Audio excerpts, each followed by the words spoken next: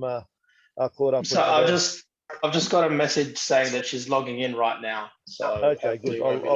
I'll merge her as soon as she. Okay. بسم الله الرحمن الرحيم الحمد لله رب العالمين والصلاة والسلام على سيدنا محمد وعلى آله وصحبه أجمعين. Welcome everybody, and thank you very much for taking the time to join us. I'd like to pay my respects to the indigenous owners of the land and their elders past, present and emerging. Thank you again to come under such short notice, in particular to Assistant Minister Jason Wood and to Dr. Jim Chalmers. It was very good of you to take the time to be with us. Dr. Achana just joined us now, so that's good. There she is. Hello, Doctor. Thank you for joining us, and welcome to the program. I'll just like to hand you all. Actually, I'd like to, everybody to put all the speakers to put themselves on mute for the time being, and as your turn comes up, I will mention your name. I'll also send you a message through chat so that you can join the program. The first speaker will be Dr. Ratib Junaid, the President of the Australian Federation of Islamic Councils, to give an official welcome. And after him will be Sheikh Hassan Zidan with the Quran recitation to get us going. Dr. Ratib Junaid, if you kindly unmute yourself and then start the... بسم الله الرحمن الرحيم الحمد لله رب العالمين والصلاة والسلام على رسول الله محمد وعلى آله وصحبه أجمعين. السلام عليكم ورحمة الله وبركاته. All thanks are due to Allah subhanahu wa ta'ala, the Lord of the world, and peace and praise are upon his messenger Muhammad sallallahu alaihi wasallam. I would firstly like to acknowledge the traditional owners of the land which we meet on and pay my respect to their elders past and present. On behalf of AFIC, the national peak body for Australian Muslims since 1964, I would like to thank and welcome you all to this event. I would like to specifically thank and welcome the most eminent Imam Abdul Quddus Al-Azhari, the National Grand Mufti of Australia, the Honorable Jason Wood, Assistant Minister for Customs and Multiculturalism, Dr. Jim Chalmers, MP, Shadow Treasurer, Sheikh Hassan Zidan, Dr. Dr Koirala, Mr. John Stapleton, Dr. Ashraf Shahata, Dr. Muhammad Amir, and Jessica Lamond, Ranj Pirara, and our Imam Muhammad Red, and also our brother Kaiser Trad. I don't count. COVID-19 has been with us since December 2019. Today we are facing the Delta variant, and we are being warned of the new mumps of the virus over time. In Australia, we are given a choice between two vaccines. Nations that have vaccinated larger portions of their populations ahead of us are now telling their citizens that they need to take booster shots, a third dose, and this might continue with booster vaccines for a time. We pray to Allah that this will not be the case, inshallah. The number of positive cases in New South Wales is very worrying. It is eclipsing all other Australian states and territories combined. We pray for those who have passed, for those who are positive, and we pray for their families. Above all, we pray for the safety and well-being of humanity. Thank you again, and may Allah bless you all. Wassalamu alaikum wa rahmatullahi wa barakatuh. Jazakumullah khair. Thank you, Dr. Ratib Junaid, for this very brief, for setting the tone with a very brief speech. I'd like to call on Sheikh Hassan Zidan to start us off with the Quran recitation. Sheikh Hassan, Jazakumullah khair. Tulawa atira, Allah barik fik.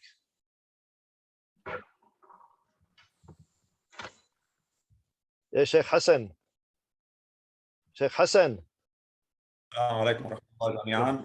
نعم. أعوذ بالله من الشيطان الرجيم. بسم الله الرحمن الرحيم. القرآن خلق الإنسان علمه البيان الشمس والقمر بحسبان والنجم والشجر يسجدان والسماء رفعها ووضع الميزان ألا تطغوا في الميزان وأقيموا الوزن بالقسط ولا تخسروا الميزان والأرض وضعها للأنام فيها فاكهة والنخل ذات الأكمام والحب ذو العصف والريحان فبأي آلاء ربكما تكذبان خلق الإنسان من صلصال كالفخار وخلق الجان من مارج من نار فبأي آلاء ربكما تكذبان رب المشرقين ورب المغربين فبأي آلاء ربكما تكذبان صدق الله العظيم اللهم ارفع عنا الوباء والبلاء يا رب العالمين وسلم أهلنا في هذا الوطن وفي كل البلاد من هذا الوباء إنك سميع قريب مجيب الدعاء. Jazakumullah khairan. Thank you very much, Sheikh Hassan, for this beautiful recitation. Sheikh Hassan has recited Surah Ar-Rahman, which the title means the most compassionate, or the source of all mercy and compassion. It is one of the attributes of God, one of the attributes of Allah, and it starts with how Allah subhanahu wa ta'ala taught humanity through his attribute of mercy and compassion. And the verses continue to talk about how all of nature submits to God who created it, and how God deals with everything with justice and with his generosity. And after that, he concluded with a prayer asking Allah to take away this pandemic from us and to give us healing and to improve the condition of humanity. Thank you very much, Sheikh Hassan. Our next speaker is the Honourable Jason Wood, Minister for Customs and Minister for Multiculturalism. Jason, if you would kindly start, please. Thank you. Salam alaikum. And thanks very much for having us here tonight, everyone. And first of all, can also acknowledge the traditional owners of our land, the elders past and present, in this very special conversation beyond the hype and fear. And can I just very much thank the Australian Federation of Islamic Councils for hosting this event. Also the President Ratul Janid, and also Imam Quras, Sheikh Zadan, and obviously we have the Honourable Shadow Treasurer Jim Chalmers here. Thanks, Jim, for being here too. Dr Koirala, John Stapleton, Imam Trad, and of course Kaiser Trad. So thanks very much for having us here tonight. And first of all, can I just say to the wider Afghan Australian friends, and obviously we've seen that the horrible events in Afghanistan. Myself and Ranj is my advisor here tonight. We had over 1,000 requests from our Afghan community. It's very strong, as you would know, in the southeast of Melbourne, and it's been of great concern, also, obviously, to the wider Muslim community. And all our prayers and thoughts are with the wider Afghan community. And can I say, we did actually have 4,500 people being evacuated since the 22nd of August, which is fairly amazing. There's still a number of people in Afghanistan on visas. There's a number of others we're trying to help out in the future when it comes to humanitarian visas, and that'll be over the coming weeks. We'll be working with Minister Alex Hawke when it comes to resettlement and support there. And can I just also thank the imams and the religious leaders for what you've done actually through the COVID-19 pandemic. It's been very tough on everyone, but obviously when you're giving that counselling and religious support, not only in Australia, but I'm hearing overseas too, it's been absolutely fantastic what you have done. And also to our fabulous Australian Muslim community, supporting international students, supporting people in need. And this is what the conversation is about. What makes Australia so great, being such a fantastic multicultural community. We look at when we had the bushfires up in New South Wales, with the Muslim women going up there and providing support. So we're in a good place in Australia. And when it look at COVID-19, I just want to run through a few of the figures at the moment. And the good news is 86% of people over the age of 70 now protected with the first dose of the vaccine. The second dose over 70s, which is the danger group, is nearly 60%. 76% of people over the age of 50 are now protected with a first dose, and 48% with the second dose.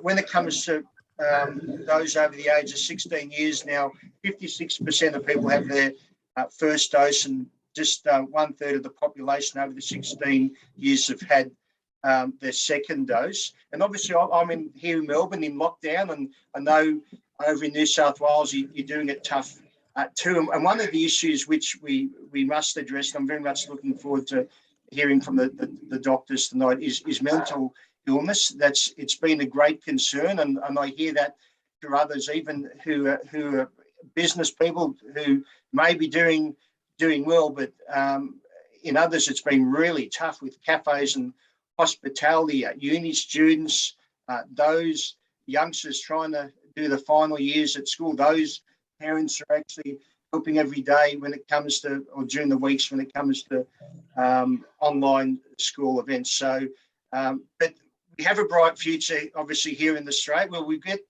through this, and that's one thing I'm very confident about.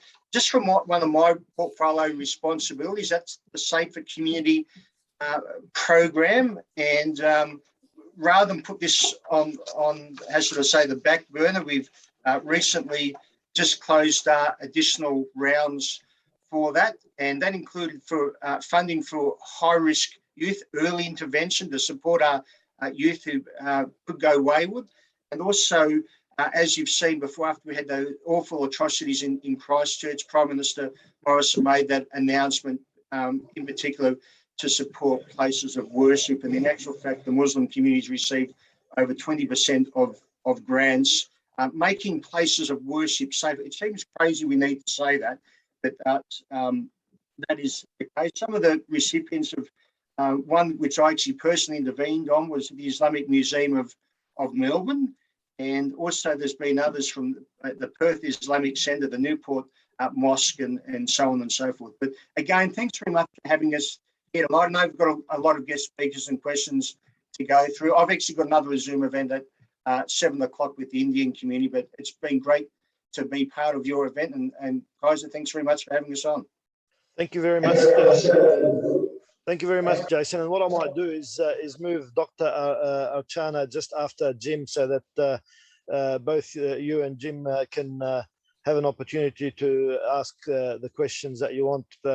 So I'll make a slight change in the program just to give you an opportunity before you go to your other meeting. Jim, you're next. If you would kindly say a few words. Thank you. Yeah, thank you very much, Kaiser. When you messaged me last week and said, would I participate in this forum tonight, I think in record time I said, of course I will, because there couldn't be a more important topic for us to be talking about with Muslim Australians from right around the country. So good evening to all of you. Salaam alaikum. It is a real honour not just to be with you tonight, but to represent such an important Muslim community here in Logan City in southeast Queensland. So to everybody in my community, but indeed right around Australia, who makes our Muslim community such an important part of the broader Australian social fabric, thank you so much for everything that you do. I want to acknowledge the imams and the scholars and the leaders and AFIC itself for all of the work that you do. I think that's been especially important in the last 18 months or so as we go through this diabolical period together, dealing with this virus, which comes in different forms, in different waves, and we think we're on top of it, and then all of a sudden another wave comes and challenges us in new and difficult ways. And so you are such a big and important part of the story when it comes to combating the virus. And so, that's why this is such an important conversation tonight. This community is obviously bound together by the faith that you have, but we're going to need all of that faith and then some leadership as well, because the difference between getting this right and getting this wrong can be deadly. And we're seeing that not just in Western Sydney and Southwestern Sydney, such an important part of the country, but indeed right around Australia. There is so much misinformation out there on social media and in other places. So the more that we can get respected leaders in our communities like yourselves, spreading the right kind of information, encouraging people to get vaccinated, encouraging people to talk to their GPs and medical professionals, the better, because in the absence of that leadership, in the absence of that information, a difficult situation will be that much worse. And when you add to that some of the difficulties around language and some of the other challenges that we all face in our communities, then it's not hard to imagine just how important it is that we commit to each other, not just tonight, but in an ongoing sense, to spread the right kind of information and to provide the right kind of leadership. If you think about the difference between getting to those vaccination targets that we want to get so that we can open up again, it may be that last 10 or 15% or whatever it is, it may be that is heavily populated by friends from communities where language is a challenge or where there is a greater propensity to pick up some of that misinformation. So we need to really all put all of our shoulders to the wheel to get this right, to get the right information out there. And that's what tonight is really about. I won't go on much beyond that, given all of the other respected contributors, including from the medical world and the professional world. So really just thank you again. And I'm sure I speak for Jason and myself, and indeed every member of any kind of parliament right around Australia, that we are here to help. If there's anything that we should be doing that we're not doing, Kaiser, pick up the phone to us and make sure you tell us, because we've all got an interest in working together and getting this right. That's great. Thank you very much for that, Jim. The Honourable Jim Chalmers, Dr. Jim Chalmers, the Shadow Treasurer. And I do really, myself, not just on my own behalf, but also on behalf of the Australian Federation of Islamic Councils, we appreciate your very quick response to the invitation. Just as an anecdote, I sent a message on WhatsApp, and Dr. Jim Chalmers was very quick to respond, and we were able to finalise the program. Otherwise, we might have had to defer this program to make sure that it has a bipartisan appearance to the community, because this is not about party politics, and it is really about the safety and well-being of Australians and of people in general. Our next speaker is a specialist in infectious diseases, Dr. Koirala. She looks after the children and adults with COVID at Nepean Hospital in New South Wales. She also works at the Children's Hospital at Westmead at the National Centre for Immunisation Research and Surveillance. She's of Nepalese background. She moved to Australia at the age of 14 after living in Indonesia for most of her life, well, up to the age of 14, I suppose. She has volunteered in hospitals in Laos, East Timor, Papua New Guinea, Nepal, and Eritrea. She has 2 children in primary school, and homeschooling is very difficult with the present lockdown in New South Wales. They're difficult for everybody. I think the children as much as the teachers. A number of my children are teachers, and they're dealing with the challenges of teaching classes from home as well. Dr. Archana, thank you very much for giving us the time, and I'd like to thank your superiors at work for allowing you to join us and be part of this very important program. I've asked Dr. Archana I've moved her up in the program so that both you, Jim, and Jason can ask her any questions. We can start off with your questions to her now that you know her background, and she can answer your questions, and then you're free to go to your other meetings, and the rest of the panel will ask her further questions. So Dr. Archana, would you like to say anything after that introduction, or do we just go into the questions? No, that's fine. I'm here to inform and answer your questions. So happy to go to questions. So Jason, do you want to ask her a question first? Absolutely. First of all, and Jim and I will both be on the same page. We can't thank you enough for the work you're doing, being on the front line. But we're hearing about, I suppose, two questions about children and COVID. What are you actually seeing there? Is a hearing like under 10, it's there may be some children with COVID that it's the effects are not that bad. We're maybe between 10 and 20. So just a breakdown of the age groups, please, and what you see. Yeah, no, that's a really good question. And it's a question that comes up a lot because, you know, as parents and older people within the community, we have an obligation to our children, and we want to make sure that they're safe and well looked after. And I think that's just the nature of family and society. Fortunately, with COVID, including the Delta variant, the disease severity in children is very mild.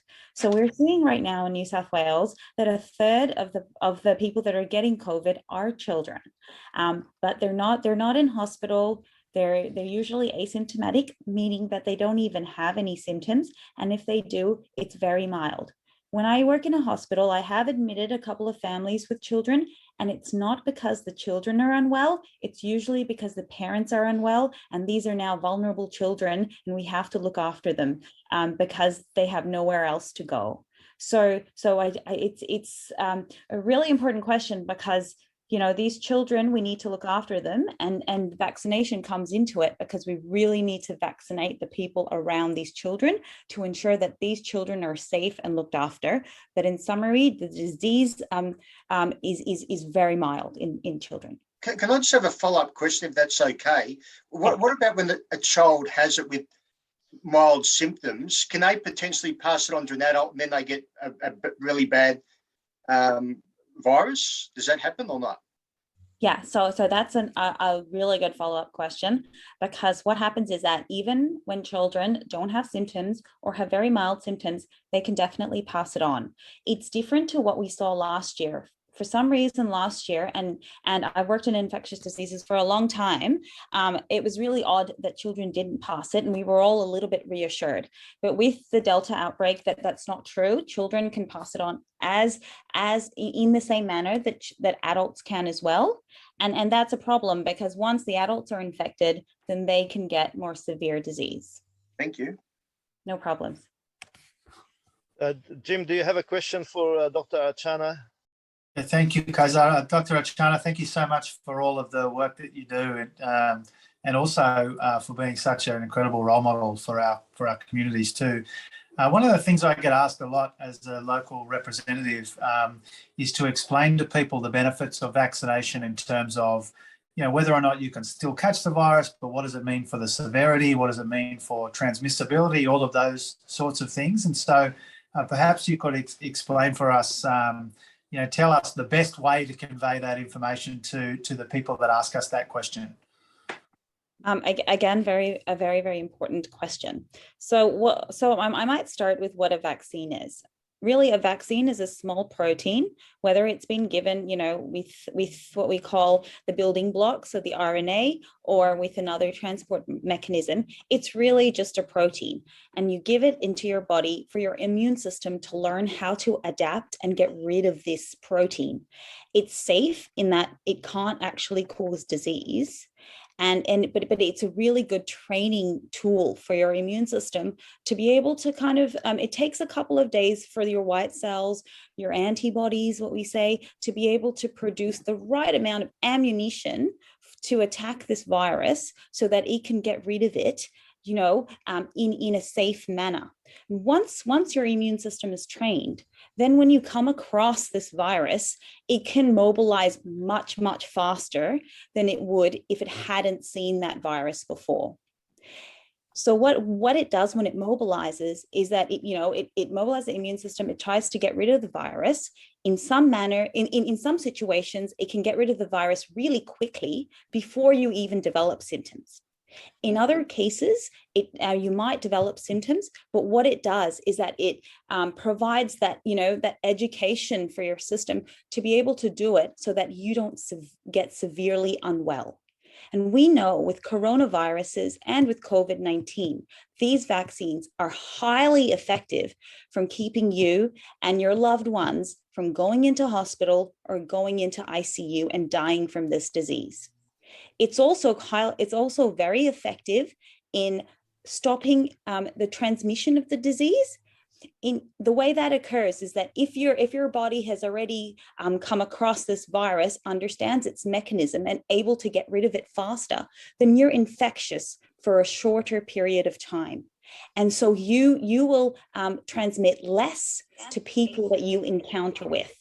So in summary, having a vaccine allows your immune system to train so that it can get rid of the virus in your body and keep you safe, whether that be to have no infection or a less severe infection.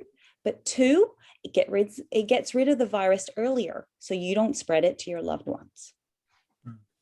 I hope that answered your question. Yeah, you answered that question far more effectively than I have the last 300 times I've been asked it, Doctor. So thank you for educating us so that we can pass on the best information. Thank you again. Jason, do you have any other question for Dr. Achana or? It was absolutely fantastic. And the actual fact was surprisingly very helpful just by going bang, bang, bang. So thank you for that. It just shows that she's been dealing with this on a Absolutely. daily basis, and she knows it inside out. With doctors like Dr. Achana fighting the vaccine, I think we are in very good hands indeed. Dr. Roteb, you have a question for Dr. Achana. You're muted at the moment. You need to unmute first. Yep. Thank you, Dr. Achana, for answering the question. My question is, you specialize in infectious diseases. For most of us, these two words on their own are sufficient to create fear. Would you kindly demystify these terms for us, please? Yeah, sure. So when I say I specialize in infectious diseases, what that means is that it means a disease that can be passed from one person to another. And how that occurs is by various different mechanisms.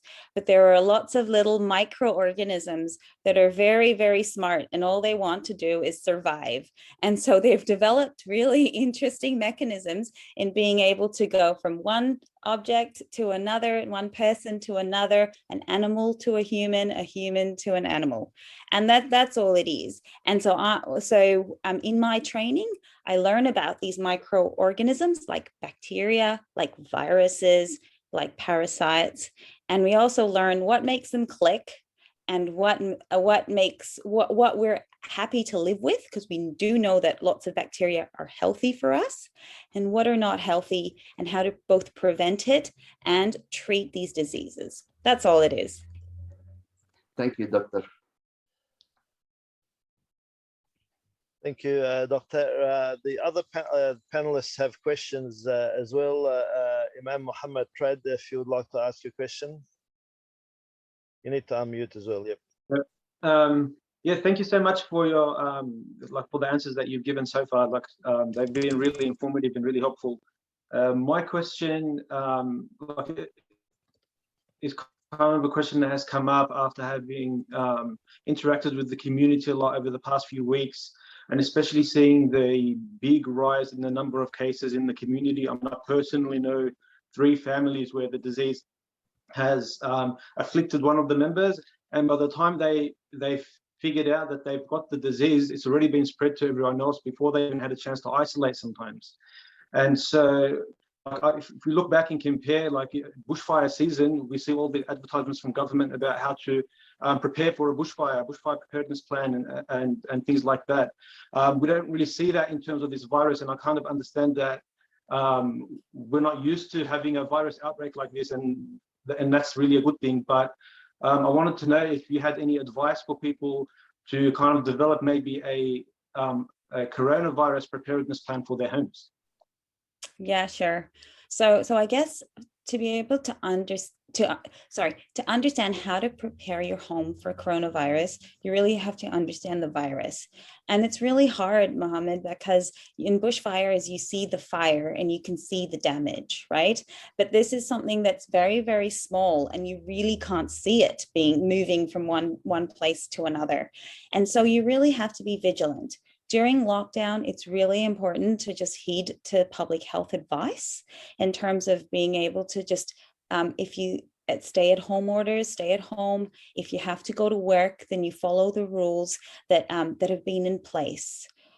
In terms of what to do in your home, if a family member does have COVID-19, then really, again, it's about following public health advice. Usually what they would ask is that the person doesn't come in face-to-face contact with anyone else in the family to limit the spread. This usually means that if possible, they use their own bathroom or they stay in their own bedroom and really away from other family members. But it's really hard. And so, especially in families that have multiple people living under one roof, you know, and so really it's about trying to protect yourselves through vaccination. That's the best way. We know, we've seen time and time again in this Delta outbreak that the transmission is much lower in households that have been vaccinated. We also know that children are most likely to get the disease if their parents are positive. So they get it from their parents. And so if parents are vaccinated and going to work, then they're less likely to bring it home.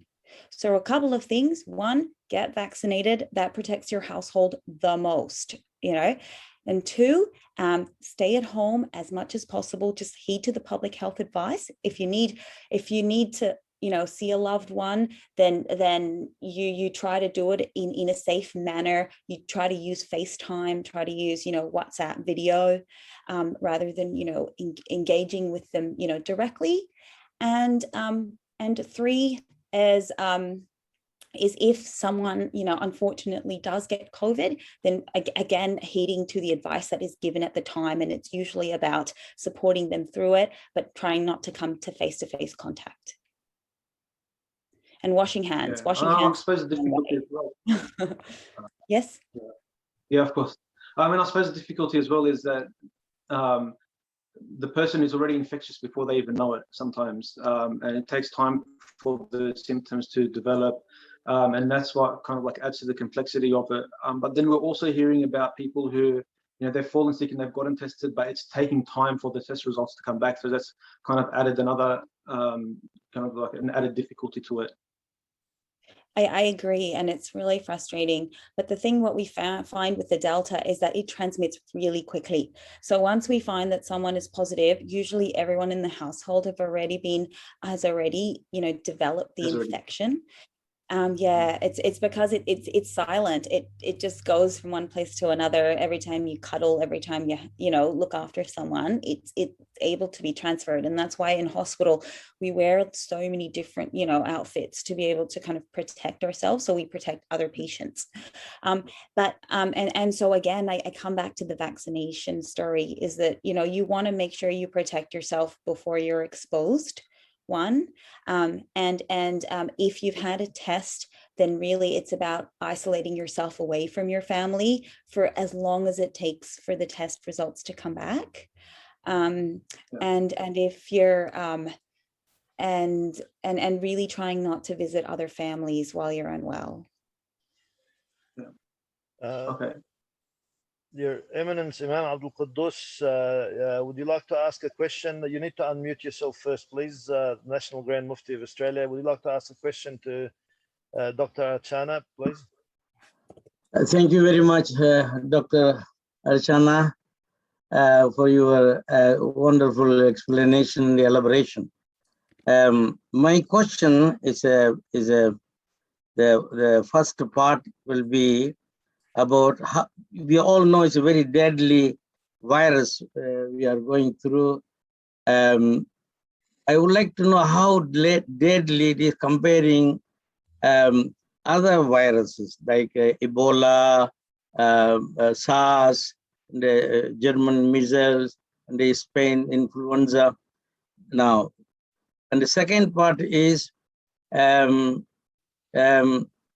after 2 vaccination, we have been advised to go for booster. Then after booster, what will happen? Is the booster going to be every year? Could you please kindly elaborate on that one, please, Dr. Archana? Yeah, sure. Again, a very good question. When you compare SARS-CoV-2, which is COVID-19, the virus that causes COVID-19, to other viruses, the main difference is that we don't have population immunity. So what that means is that the human population has never really seen this virus before, and we don't know how to kind of combat it in an effective manner.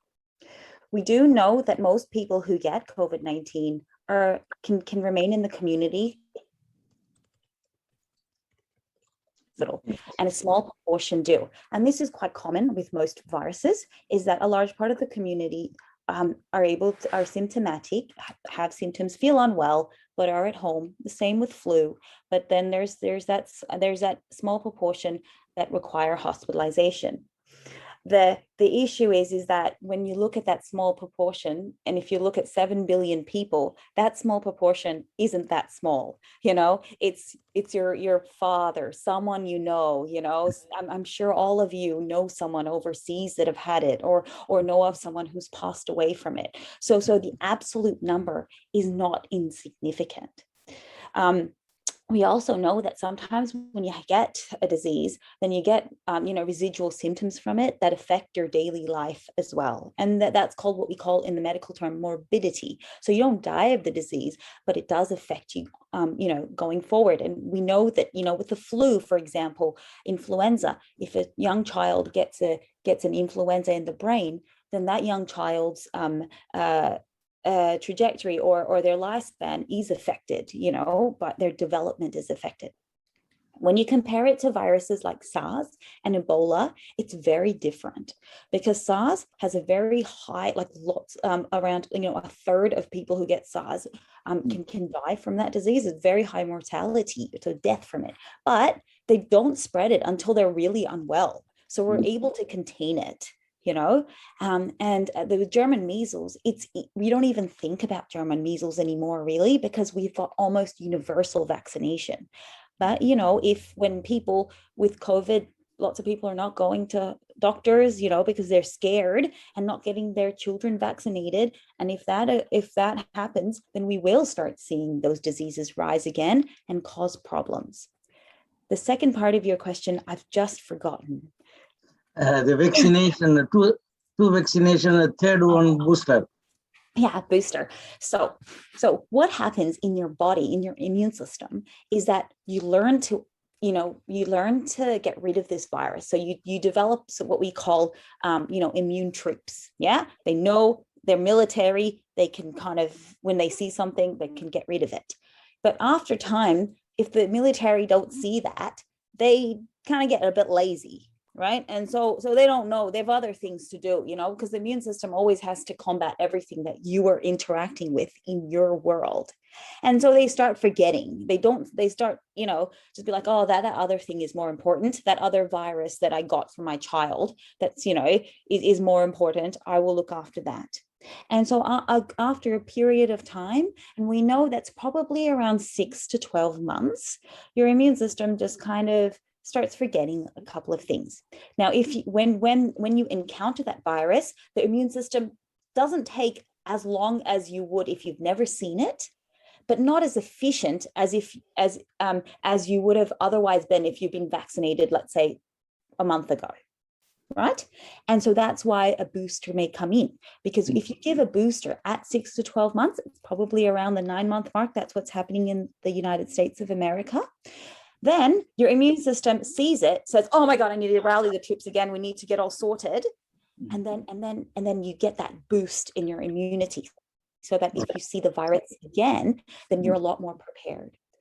In terms of years going forward, it's really hard to say. I don't have a crystal ball, but I suspect that because it's what we call an RNA virus, which can mutate and change. We've seen it, we've seen it change, and it can, that perhaps we'll need to have a vaccination every year. Thank you very much. Thank you. Okay. Dr. Ashraf, would you like to ask a question? Dr. Achana, I'm an orthopaedic surgeon in Melbourne. We certainly see we're having, Sydney's going bad enough, and Melbourne seems to be going in the same way. I've got young kids. One of my children has got asthma. What's your thoughts about the vaccine for the younger kids? Where do you think? What's that next step? How young should we be giving our kids a vaccine? Again, amazing questions in this forum. So when we think about vaccination, prior to COVID, we actually thought about young kids, because who gets the most vaccines? It's really the preschooler that gets most vaccines, and then they get it in high school. So there is a program, and we will be considering younger children for vaccination. But at the moment, what has kind of come through is ATAGI. So that's the Australian Technical Advisory Group in immunization. They've looked at the data, and they've authorized the vaccine to be given to children 12 years and above. And why 12 years? It's because we have data on the safety and how the vaccine may work in that age group. We don't have data for children under the age of 12 at the moment, but it is coming, because there are trials in young children as young as 2 months to see how the vaccine will affect their immune system, and also the safety of the vaccine within that age group. We know that children have a very robust immune system, much better than any of us here and anyone older, and so they will likely respond to vaccines very well. But we need to make sure that we do the studies so that we can ensure that they're safe and what we call efficacious or immunogenic. It's a big word, but all it means is that it will educate your immune system in this age group. In terms of your son who has is it your son or daughter who has asthma? If they are above 12, then I would definitely recommend going and getting a vaccine. We know that although children tolerate COVID very well, if you do have what we call a comorbidity, so a chronic disease that you suffer from, then they're at a higher risk of hospitalization. So asthma is one of those, and you can see that in the ATAGI, even around a few weeks ago, they already authorized the vaccine for the adolescent 12 to 15 age group with chronic diseases. Thank you so much. That was great. Muhammad, Imam Muhammad, do you have any more questions? Any other questions for Dr. Achana? I have a few follow-up questions. Hopefully be able to provide some insight in relation to them. One of them is in relation to maybe advice on proper use of face masks. One of the kind of questions that came up for us is, let's say a person might be positive for coronavirus knowingly or unknowingly. And so they're breathing viral particle, and they're walking around with a face mask. So what might come to a person's mind or understanding is that they now have a face mask that is saturated with viral particles, and it's spreading across their face, so depending on how long they're out and about. And so I guess the question is, what would you say is best practice use for face masks, knowing this, or is my understanding of it incorrect?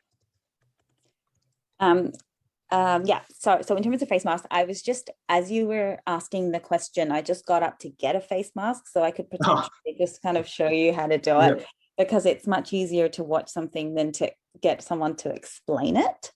So the face masks that we advise people in the community, which is different to what I wear as a clinician in hospital, is what we call a surgical mask, or it can be made by cloth as well in the community. That's fine. So what it is that it's made up of a number of layers, and really it's about protecting, it's about containing your respiratory droplets within your nose and your mouth so that it doesn't go out into the to others. It's highly effective, and it's been shown, time and time again, that if you do wear face masks and the other person is wearing face masks, it decreases the transmissibility or the transmission of that virus. Okay, it's not foolproof, and especially if you're wearing it and it's saturated. If it's saturated or if it's wet, it needs to be changed. Right. So I would always tell someone to have a couple of extra in their purse, when they're going to Woolies or to do shopping or something like that, in case that, if it does get soiled, that you can get rid of it, or put it in a plastic Ziploc bag if it's a cloth mask that you want to wash later on, and then just change it. The most important thing about a mask is wearing it correctly. So what you need to ensure is that it's over the nose, pinned right down on your ears and over your mouth. Okay. It never works if it's like this. I've seen people walk that. That's a big no-no, right? It's not good if it's here either. I've seen that too. That doesn't work. Okay. You need it. And another common one that I see is this. That doesn't work too. And it also doesn't work if you do this. So I'm putting it on. You can see that every time I touch the mask, I always make sure that I touch the rim here. If it's fresh, then you can touch the front and close it. But after you do this, your hands should not touch the front, because this is protecting you.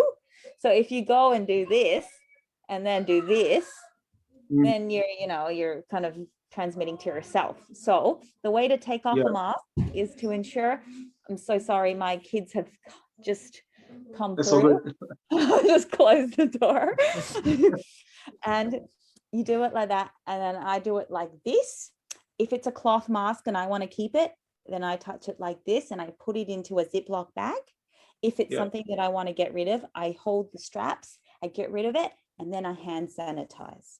Yeah, and I suppose, I think one of the situations where risk relating to face mask might arise is when a person might take it off in order to give a speech or to have a talk. Maybe they're not considering how they should be handling it whilst they do that. Yeah, sure. So if you're going to take your mask off to eat, which is fair enough, then just make sure that when you take it off in the correct manner, that you put it carefully, and then when you put it back on, either get a fresh one or put it on again, in that manner where you're only touching the sides. If you're going to do a speech, then just make sure that you're physically distanced from someone else. It's really hard to speak in the microphone when you have a mask on. It really muffles things. So it's really important that when if you are doing a speech and you're out in the public, just to make sure that you're physically distanced. Yeah. Can I have a further question, if that's okay? Yeah, absolutely. So we hear that the viral droplets or particles, they can rest in the nasal cavity. And so what would you say for a proper rinse of your nose? Like for us as Muslims, we do that as part of our ablution. So is that effective in reducing the risk of spread? It really isn't, because it lives in the cells of your nose. Those practices of kind of rinsing your nose is done in quite a few cultures, and it's quite good if you have kind of a lot of mucus in your nose in terms of clearing it, but it doesn't help to decrease transmission. If you're actually doing it, I'd probably do it away from people, because it's what we call an aerosolizing generation procedure, where it actually kind of because of the pressure, you're more likely to kind of disperse the viral particles. Yeah, makes a lot of sense. We've actually in Melbourne, Dr. Archana, they've stopped the wudu. We've closed the wudu areas because of that exact idea of the idea of doing and aerosolizing it and potentially, spreading it around. I think it's such a good point because the virus also goes down your respiratory tract, in your sinuses, all of those places. We've got all these places, nooks and crannies that we can't get to. So yeah, it was really very effective. Dr. Muhammad Amr, you had a question as well. You need to unmute yourself. I do indeed. Actually, I do, and it's one that's been asked to me by a lot of the community members. And Dr. Chana, before I ask you, I have to confess that it was me that pointed you out to AFIC in order to give this speech. So I owe you a coffee if I see you in the corridors of the hospitals. Well, we owe her more than a coffee. We're very appreciative. We owe you both actually more than a coffee. The time is very limited these days, so we've taken away so much of the time. But the question that I've been asked a lot, Dr. Achan, and I have a lot of friends in the community, and I am working in hospitals. The question that I get asked is, these drugs, as we all know, take many, many years to develop. These viruses take many, many years to develop. This particular virus, it seems to have popped overnight. I guess the question is how is this virus made? Sorry, this vaccine. This vaccine happens to have popped overnight, and all of a sudden it's approved. They're asking us to have it. I guess my question is how is this vaccine made, and is it safe?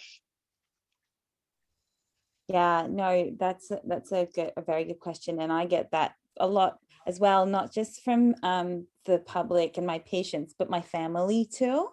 Because we want to make sure that whatever we're giving ourselves or our loved ones is safe and effective. So I might just go back a bit in terms of your question and just explain how a vaccine is developed, really. So what happens is that when a microorganism is identified, so we realize the cause of the disease is this type of virus or this type of bacteria. And then there's lots of studies that occur in the lab in terms of, okay, what can we do to generate an immune response so that we can give a little part of this virus or a little part of this the cause of the infection and train our immune system. So that goes on. And then afterwards, when what we call a vaccine candidate, so something that could potentially be a vaccine gets made, then we test it. First of all in the lab and sometimes with animal models, and then it goes through different phase trials. So we test it on healthy volunteers, usually aged 18 to 50, and then if it's safe and we think it's effective, then we get more people, right? And then if we think it's safe and effective in more people, then we try it in a large population to see if it's safe enough. That's fine, but does it actually work to prevent disease? Because there's no point giving us something that like salt water that doesn't do anything, right? And then once it's that, then we license it, and then we continue to monitor. And Australia has one of the most robust monitoring tools, to be honest, in the world in terms of monitoring the effectiveness. So how good is the vaccine in the community, but also how safe the vaccine is. So what happens in normal vaccine development is that you get something, you have to apply for funding, it takes time, then you get the funding, and then you do the trial, and then you show it, and then you have to apply for funding, and then you do the next trial. So it takes a long time because no government or no pharmaceutical company is going to fund something that we think isn't going to go the whole way. Sure. But with COVID-19, what happened was government said, here's the money, don't worry if it can't go, just do the trials, Go for it. Yeah, we were able to do it in parallel, So once we saw that this small group, it was good, we started the trial immediately for the second one. There wasn't that 1 year gap, while people were trying to get funding. And then once the second trial looked good, then they're like, let's try it on a whole lot of people. And also, unfortunately, because so many people had infection, it was actually a good time to do the trials because we could get the infection rates versus in the vaccinated and the unvaccinated population pretty quickly. Right? It's not a rare disease, where it takes so much time to recruit. And then so like this is it's unprecedented, to be honest. I'm so proud to be a vaccinologist in this time, you know, in that what we found is that if there is government commitment and the funding to do so, things happen so much faster. It happens. You know? Yeah. Yeah. But Yeah. it happens with the Yeah. same rigor, you know, it happens with the absolute same rigor. And Correct. if there is any issue, there's these bodies that look at these trials, they'll stop things, you know, they won't allow it to continue. There have been so many vaccine candidates. If you go to the WHO site, there's so many vaccine candidates, but a lot of them haven't gone through because at some point, you know, it didn't seem to be, you know, the right way. It wasn't as effective, you know, and they've stopped, but at no loss to the company that was doing it. And so that's why it was so good that we were able to trial so many different types at one time. So it really became a funding and money issue. Once you were able to pour money into something, then we were able to get it faster, but with the same safety, exactly the same safety and rigor as with other trials. Yeah. Yeah. So if I can just follow through, it's not like it was we reinvented the wheel. We used existing technologies, existing systems, existing pharmaceutical companies. It was, so if I was to use a medical term, it was just on steroids. Everything was just done very much quicker. There was a lot of funding. There was a lot of, this is first priority now, stop all research, let's focus. It didn't mean just because it came out so quick that we cut all these corners. There was no corner cutting or anything of the such. There definitely wasn't any corner cutting, but you know, we live in 2020-21, so the technology is far better than the technology that was in the 1980s or 1990s. And so we had these different platforms that we had already tested other viruses with, you know, like the mRNA vaccine, the adenoviral vector vaccines were already developed using those platforms. And then what they did was that, okay, here's the money, I want something. And then they were like, we knew that those vaccines were easy to be reproduced on a global scale. And so they used that technology. And to be honest, I was very lucky in that, because I work in the front line, I was able to access the vaccination early. And I as a vaccine person had full faith that I was, you know, giving myself the best protection and one of the safest vaccine that I could. Yeah. Yeah. Absolutely. Okay, we've got time for 3 more questions. I'd like to, I already have the names of who's going to ask those questions. We have a question on behalf of the Muslim Youth Center in WA. Dr. Ratib will be putting that question to Dr. Achana. The question is come from the president of Muslim Youth Support Center, Mr. Abdurrahman Haddad. He said, some young people tell me that they're strong and healthy and can handle the virus without a vaccine. What would your message to be to them, Doctor? Yeah, no, I'm just really sorry to say that in hospital at the moment, we have people who are young and healthy in hospital under our care and in ICU. So for young women who want to get pregnant, there's very high risk. I think someone's just got... Yeah, I've put him on mute. Sorry, you keep going. Yeah. So what I'm saying is that, yeah, so even if you're young and healthy, you can still get COVID and you can still be hospitalized for COVID. We've also unfortunately heard of some young people dying of COVID in the last couple of weeks, people who are 27 and 30 years of age. And so because you are young and healthy, if you get the vaccine, your vaccine response will be phenomenal and it will really help you protect yourself and your family. That's another thing with the family thing, is that the current outbreak is really spread by young people because, you know, they're going to work, they don't get really severe symptoms, but they're spreading it to their entire household. And so it's important to think of yourself, because even if you're young and healthy, you can still go into hospital, you can still be in the ICU. I've got lots of people in the 30s in the ICU at the moment. And you also just don't want to give it to your loved ones, especially those more vulnerable. Yeah, Doctor. I agree. Thank you, Doctor. No problem. Dr. Wissam Subra had a question, but he says he has to go. You still with us, Dr. Wissam? Dr. Wissam, I might have to ask the question on his behalf. He's asked me to put this question on his behalf. He said, there are children who are sensitive and parents concerned of allergic reactions. What advice, recommendations would you have for them? Yeah, sure. So I work in what we call the adverse events following immunization. So if something occurs after immunization, we review it. And this is anything. Like, I mean, you can fall off, you can get hit by a car when you cross the road. And if it's after an immunization, then I review it too. You know, it may be, most of them are not caused by the immunization. So in children with allergies, really, it's important to talk to the doctor about the immunization, and there are very, very few allergies that can stop you from getting immunized. It's usually just like a substance that is in the vaccine to kind of preserve it and to make sure that it's being able to give, but it's very, very rare. So normal food allergies, there's no problems with getting the vaccine. And allergies to, like, in dogs and in hair and environment, also no problems with getting the vaccine. We know that kids with allergies have a higher risk of asthma and what we call eczema, skin issues, and so it's really important that they do get vaccinated, because we don't want them to have, you know, respiratory problems and their asthma getting worse because they have a viral illness. Okay, last question to Dr. Ratib Junaid. Dr. Ratib Junaid.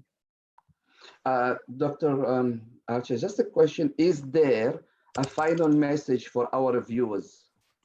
Yeah, sure. So I just wanted to say thank you for watching this and really putting yourself out there to be informed. There's lots of misinformation everywhere, as everyone has mentioned. And I really put a tribute to you to kind of, and the Muslim community and everyone here for putting this together. I understand that this time is really hard, and it's the unknown, and, you know, for a lot of young people, older people in lockdown, their mental health, not being able to see family is really hard, and sometimes we don't see, you know, what's going to happen next, you know, like, what is 2022 going to be like? But I must say that I've been so impressed with all the communities just going out and getting vaccinated, looking after their loved ones, making sure that there's food for everyone. You know, I've been really impressed with the police and the ambulance staff, and really looking out for the community. So there's just two things that I just wanted to leave you with, is that, you know, we have a vaccine. If you have any questions, ask your doctor. I've also given some links that has some really good information and FAQs, and hopefully that can be shared afterwards. And then two is just to stay strong. You know, we will get through this, and we will, you know, be able to kind of again, be together with family and friends. We live in Australia. We are very lucky, and I'm sure our life will resume to a better normal in the next, you know, months. Inshallah. Thank you very much, Doctor. Thank you very much, Dr. Archana Koirala, and you've been very, very generous with your time. We really appreciate it, and I know that all the viewers would have received tremendous benefit from your expertise and your wisdom. Thank you very much. And what I would like to do is ask you, if you have time. I know we've taken a lot of your time already, but if you have a bit of time to stay with us, and if there's any comments you'd like to make or questions to the next couple of speakers. I think there's only three speakers left, and they won't take too long. The next speaker, I'll just have to prepare the background for the next speaker. I'll change the background, my background, and then you'll see our next speaker is well, how do I do this? Settings. Yes, that's it. Our next speaker is John Stapleton. John Stapleton is a retired veteran journalist. He was working for the Australian newspaper, and I think maybe some other papers as well. You can see his book, I've changed the background. His book is Unfolding Catastrophe. And his book is really about perhaps how government could have done it better, and some of the concerns that have been raised by the general public. The book is not about whether to take or not to take the vaccine. The book is about the government handling of the pandemic. It's available at Amazon at the moment, and I think it'll be available in other places over the next couple of days. John Stapleton is also a publisher. He published some of my poems, courting poetry, romantic poems, and he's also published many other books. John, if you would kindly give us a few words. Thank you. Look, thank you very much for inviting me on. It's an honour to be here. And yes, I've known Kaiser for many decades, in fact, as a news reporter, because of course he was a very controversial spokesman, Muslim spokesman for many years, and it was always absolutely wonderful as a newspaper reporter to deal with. You know, we were coming from different strands. John, you were also a mentor for my daughter.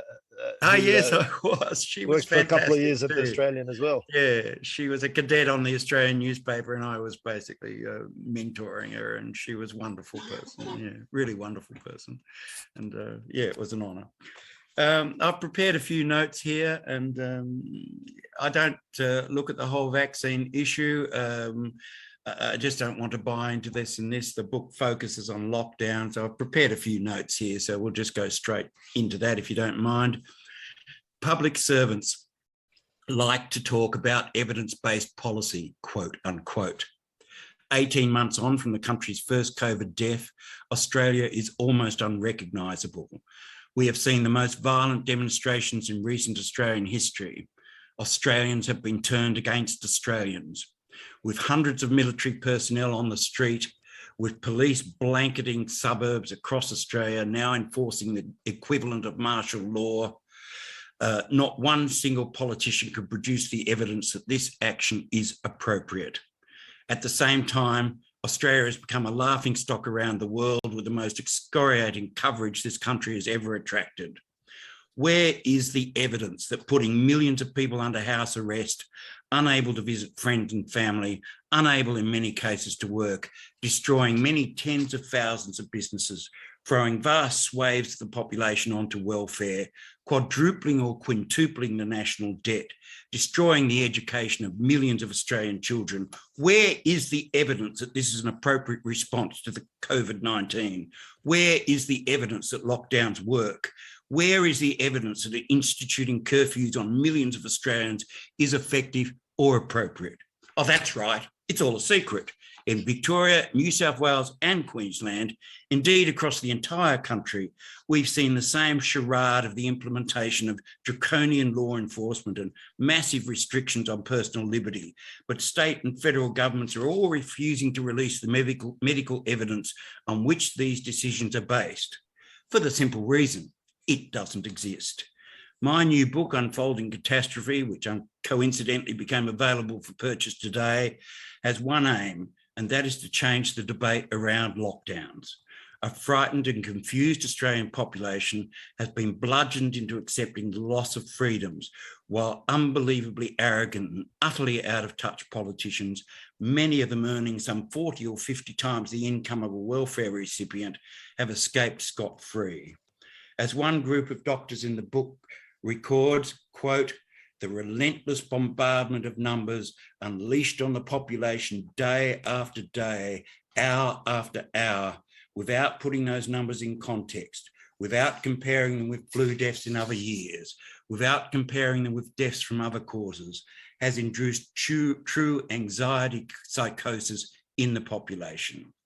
When this is all over, let's not forget this crisis was man-made, that it wasn't the virus that did all this damage, but government's response to it. It's not the politicians, but the rest of the population that is paying, and paying big time. Millions of people can no longer take care of their families, have lost the pride of running their own businesses and the ability to care for their own families, are facing massive debts and the destruction of all they have ever worked for. Yet the rich in Australia are now many tens of billions of dollars richer than they were 18 months ago. Unfolding catastrophe aims to dismember the political, administrative and social derangement which has overtaken Australia since the early days of 2020. The Australian government ignored all the cautionary tales emanating from some of the world's leading tertiary institutions, including Princeton, Harvard, Oxford and Stanford, all warning that lockdowns were a dangerous social experiment which went against decades of epidemiological wisdom and would do more harm than good.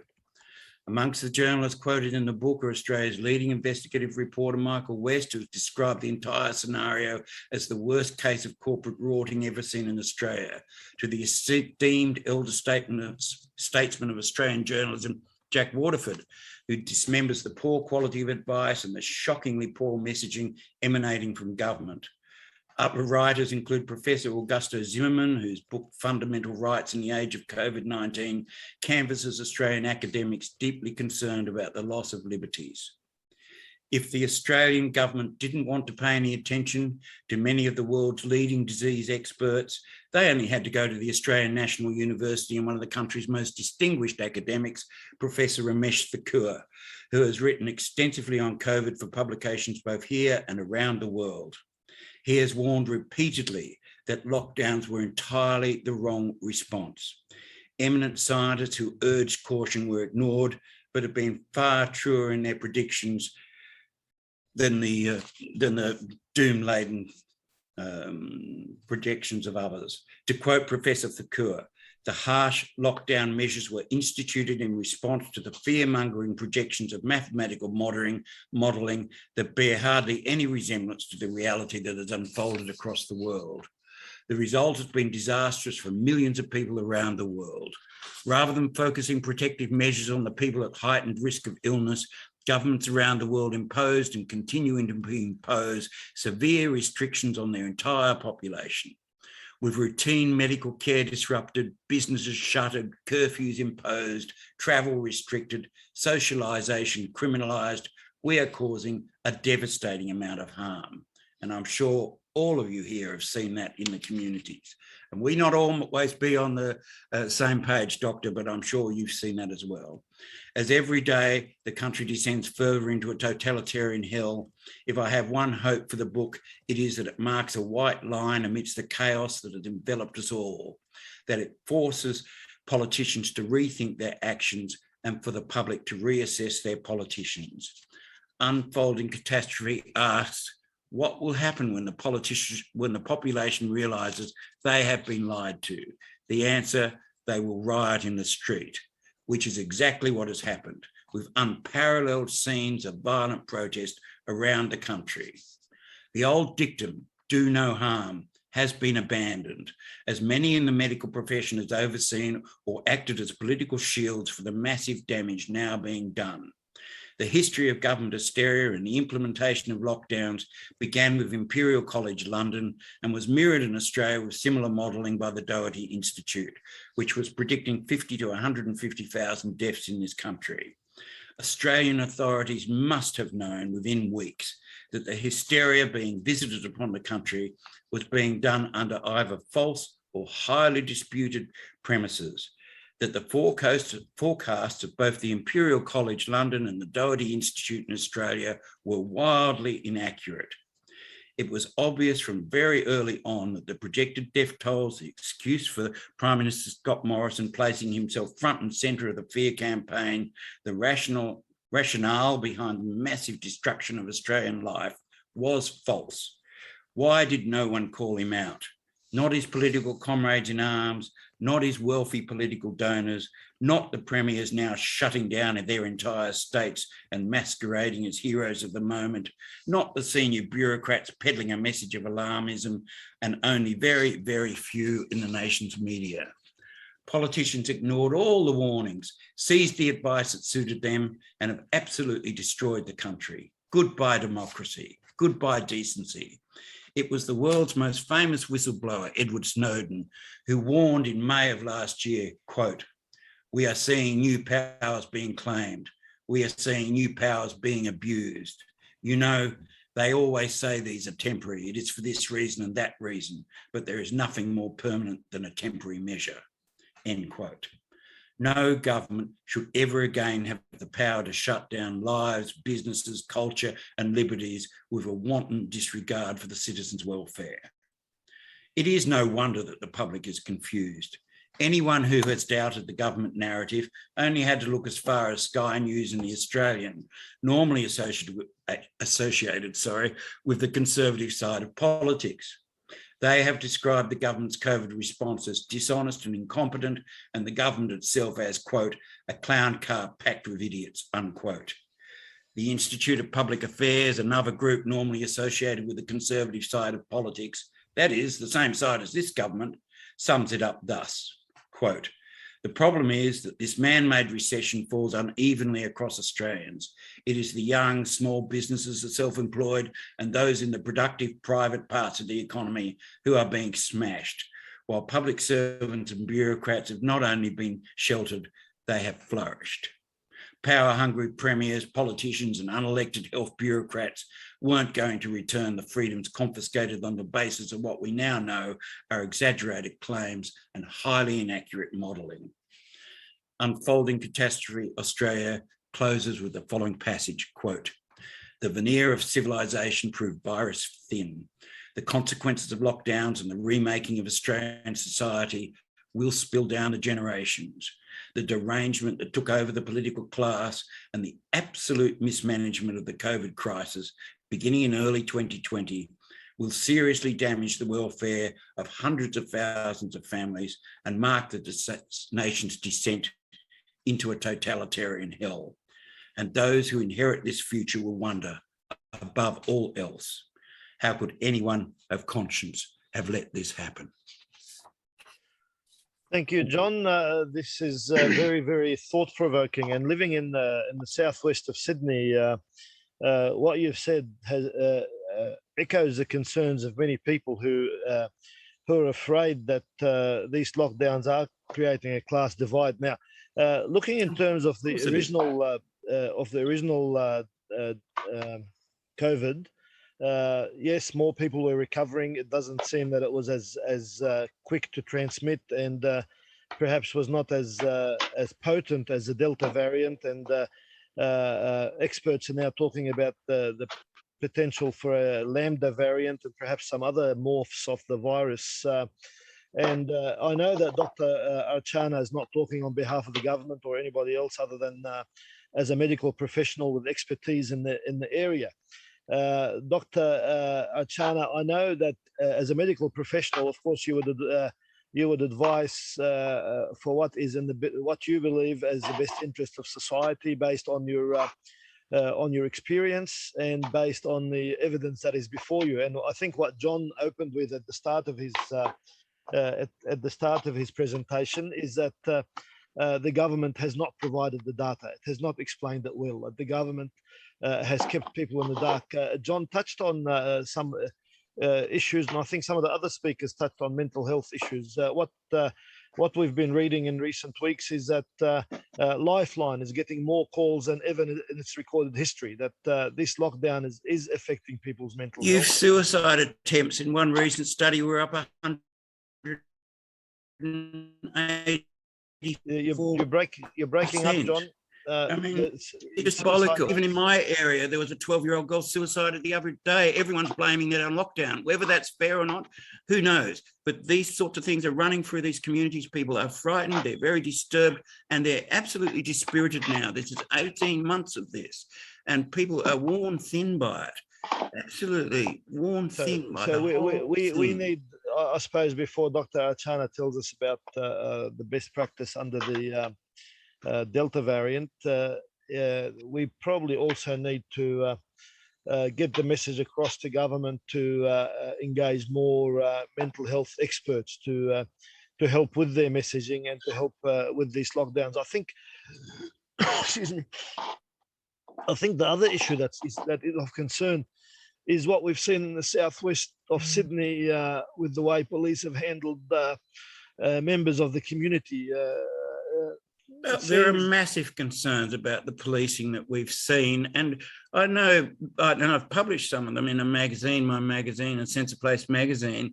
I've published police that are very concerned about the whole thing. I mean, the protesters have been very, very critical of the police, but the police themselves are also being placed in an impossible situation, and they're being asked basically to be a paramilitary force when that's not what they're trained for. Many police are embedded in their local communities. They're used to sorting out, you know, local strife and domestics and odd things, you know, whatever's going on.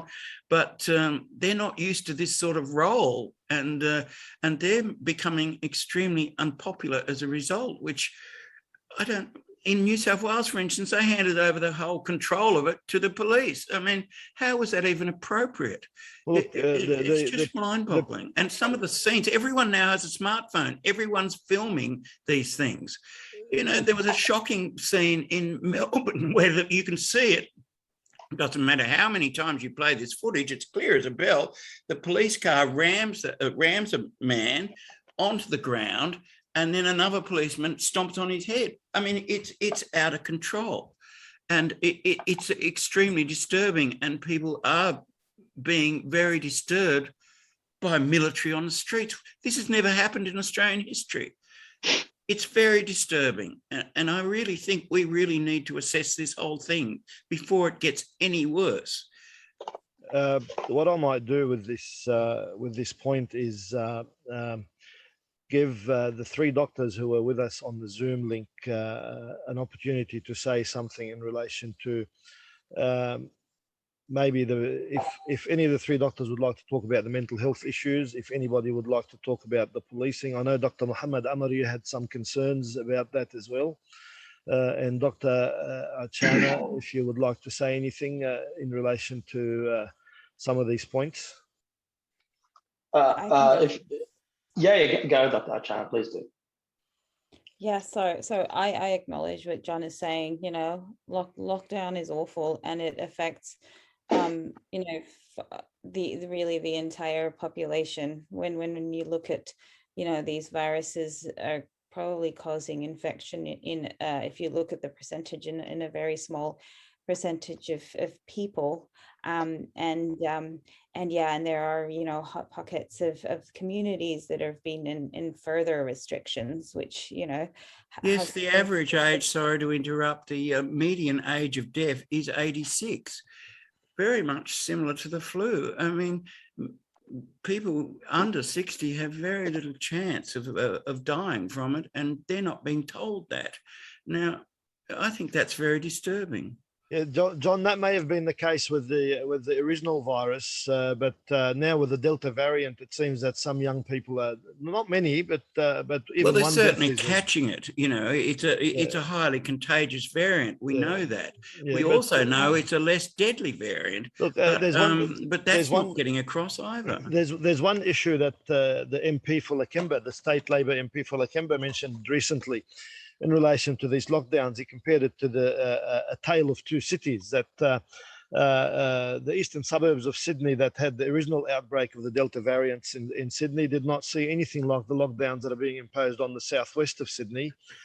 And I think I was in a restaurant in the eastern suburbs just not very long ago, and I was looking around this fancy restaurant thinking these people haven't been affected at all. Well, they're still driving their Mercedes and still living in their swanky apartments and still going to smart restaurants. You know, I think the message from that is that you're less likely to catch it if you drive a Mercedes. But we should just now. We don't want to drag on for too long. And John, thank you for the presentation. I just want comments from Dr. Achana, Dr. Muhammad, and Dr. Ashraf. And then we've got two more speakers after that, and then we'll conclude the program. We've already gone for the allotted 90 minutes, so we're going a little bit over time. But Dr. Achana, if you would kindly give us some comment, please. Yeah, so I'm just going to comment as from a medical professional, and I guess as a parent. So I agree. Lockdown has immeasurable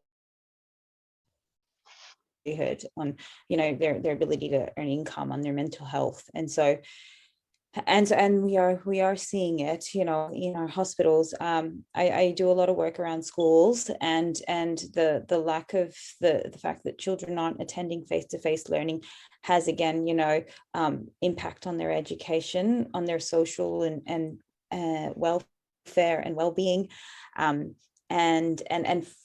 it really has the biggest burden that COVID has had on children. The infection doesn't cause severe COVID, so the school closures cause severe, you know, are severely impacting, I guess, our young people, and so I just wanted to just clarify that I know there's a lot of concerns, and I do amongst everyone, in terms of there needs to be a step back into the school system. You know, like the kids need to go to school, and I know there's been questions around, you know, when will they be vaccinated? And we don't have a vaccine for children under the age of 12 as yet. But I don't think we can wait for that. I think kids need to go back to school as soon as possible, as soon as viable, and we need to be able to support children to be able to learn. And so that's kind of one of my public health work that I'm engaged in, and I hope that, you know, with communities such as yourselves, informing, you know, anxious parents. There's a lot of parents who are anxious. I know there are a lot of parents that like they're all sided in terms of they're very anxious about the vaccine, they're very anxious about general life and lockdown, they're very anxious about their children going to school, you know, and so we really need to support our children to go back to school. It's a school environment is very safe for children. They may catch, you know, viruses, and kids have been catching viruses for years, but as long as everyone else around them are vaccinated, then I think that they have the opportunity to gain an education and live their life. That's where I'll stop. Dr. Mohammed Amr, would you like to add anything? Mine is more of a personal opinion. I mean, Mr. Stapleton, I agree with what you're saying, and I think a lot of my colleagues who work in New South Wales hospitals and outside within Greater Australia have had that counter argument that you've just shown us today. They've had it in their mind, they've had it in the background, and they understand it. I live in southwestern Sydney. I live in Auburn. And if you're listening quietly now, you'll hear the chopper doing its rounds right about this time. So it's about 5 p.m. to about 7 p.m. It does its rounds. It actually literally flies. I'm not exaggerating or lying. I have videos where I filmed it. It flies over the area and it does a few laps. And I've seen some police on patrol. And I agree with you. These police have been put into a very awkward, very difficult situation. They've been told, go act like you said, paramilitaries, vigilantes, enforce the law, and it makes them look like the bad guys when they're really not. Having said that, it's an unprecedented issue. The last time we've had this was the Spanish flu. That was 101 years ago, and they didn't develop systems back then so we can implement today. So it's a hard situation. I agree with you. In the eastern suburbs where there's less people, more educated people, they're following the rules a little bit better than the Southwest. That's true, because in the Southwest, we have a variety of people, from highly educated people to people who've just migrated to Australia within a year or two. They don't understand these instructions. So yes, and there's like 5+ on average in every house in this area living in it. So if the virus is going to spread, it's going to make a really good effect in the Southwest of Sydney. But I guess now that we've figured out that, I mean, my main beef, so to speak, with the government is we had about 3 months where the numbers were really down. And that's when I think we should have been really pushing for the vaccinations to go ahead, but we were twiddling our thumbs. 3 months, our numbers for COVID incidences was low, but we weren't pushing the vaccine. And now that the Delta variant has spread through, and we could see it had spread through England and it had spread through India, and the next stop was us. We could see that happening. And I think the next stop is going to be in New Zealand. So why are we doing a knee-jerk reaction and now implementing all these vaccines? Why is it that all of a sudden all these doses became available and everyone can have the vaccine? That was my issue with it. But at the same time, it is a hard job. It's unprecedented. And for me as a medical professional, and I can speak on all my colleagues, our number one goal right now is to make sure that all our patients are safe, and that we follow the best guidelines and the best evidence, and we give the vaccines, and hopefully we can go back to living normally. We need kids going back to schools. We need people going back to work, and we need to be engaging our patients, not just from a mental health point of view, which is also very important, but I have a friend who's telling me he's seeing very advanced cancer patients. So they're presenting too late. So we just need to go back to normal. And I personally believe right now, vaccinating is the way. And then accepting that we have to live with this virus, just like England has. Their Premier League matches are resuming back now. That the stadiums are full, anywhere between 85,000 to 110,000 people. And they reached a vaccination of 60%. I think now they're up to 80%. And that's how, and that's what we should aim for. That is just my personal opinion on the matter. Yeah, Dr. Ashraf, you wanted to say something? Yes, Bismillah. Yeah, I think, look, I think as a doctor, one of the things that I think the message has to be very clear from us is that instead of talking about the subsequent effects of an unvaccinated population, which is then mental health, which is then lockdown and then mental health, the elephant in the room really is to try and get everyone vaccinated. There's no point in comparing COVID to the flu. When you look at it under a microscope, it's completely different. So that premise of saying it's just the flu, I don't believe in it, it's all a conspiracy in the government and it's an anti-government sentiment, I think that's almost a conversation which is great in a political sphere, but from a doctor's perspective, it's not the flu. And the issue we have to do is try and get the entire population to herd immunity, 95%. Everyone needs to be vaccinated. If you're vaccinated, that then has a cascade effect. We don't need to lock down. If we don't need to lock down, then we don't have the mental health. My personal opinion, you'll still have the mental health. The mental health is just a consequence of being locked down. It magnifies it all. We know that. You know that. Everyone knows that. And it's not an easy situation. But the message from the doctors is not some camouflage about the numbers. It's not about trying to make it like we're making the flu more than it is. It's not that. COVID is certainly not that. The medical evidence shows that. Please go get vaccinated. That's the only way we're going to get out of the lockdown, regardless of who's in power. Why do I say that? Because I went to medical school with the Norwegians, with the Swedes. They've all gone through the same process where they have shorter lockdowns because it's spread. It's a respiratory virus. So this is the message, I think, as doctors, we're all the same. Please go get vaccinated and the lockdown will hopefully shorten. That would be my message. I fully agree with both Mohammed and Ashraf, and I think that's why I'm here, is really to spread the message of vaccination. It's the reason why we're not seeing 90-year-olds in hospital at the moment is because they're vaccinated, but the 30-year-olds are not. And now is the time for everyone to go out and get the jab. Yeah. And you just look. I mean, if you weren't sure, just look at Florida. It's a case control study. It's like a study of if you don't mask, if you don't lock down, have a look. They've got 41,000 deaths versus our 1,000. It's just a numbers game. And so I think the idea is you don't have to look far. Go to Florida, just have a look at it. We don't want our ICUs blocked up. We don't want our ICUs packed because our system is only a certain capacity. That's the issue. We've got a magnificent health system. It is truly world-class, but in order to be world-class, there is a certain capacity. We know that capacity are trying to work within it. That's why the doctors are sort of trying to come out and say, hey, look, this is the only thing. Please go get vaccinated. Don't come to hospital.